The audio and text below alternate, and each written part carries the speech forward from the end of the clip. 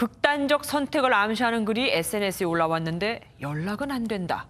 급박한 상황이죠. 얼굴도 이름도 모르고 아는 건 SNS 아이디 하나가 다였는데 SNS 자살 예방 감시단과 경찰의 협업으로 6시간 만에 구해냈습니다. 김태림 기자가 단독 보도합니다. 경찰관이 무전기를 사용하며 분주하게 돌아다닙니다. 지난달 31일 오후 12시쯤 누군가 극단적 선택을 할 것 같다는 신고가 경찰에 접수됐습니다. SNS에서 극단적 선택을 암시하는 글을 찾아 신고하는 SNS 자살 예방 감시단이 10대 A씨가 올린 글을 보고 신고한 겁니다. 감정적으로 해가지고 좀 자살 암시를 보였기 때문에 오늘 중으로 해서 결행 의지가 강해 보여서 제가 신고를 한 거죠. 곧바로 경찰이 출동했지만 SNS에 올린 글만으로는 신원 확인이 안 돼 위치를 추적할 수도 없었습니다. 1초가 아쉬운 상황.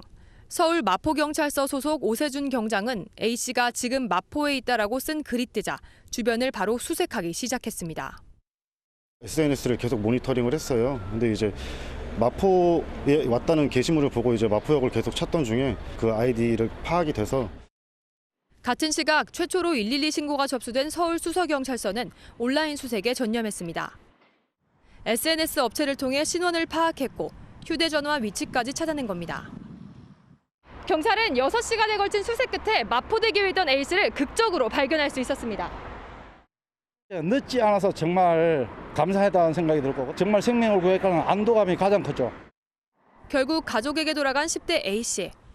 민간과 경찰의 공조가 빛나는 순간이었습니다. MBN 뉴스 김태림입니다.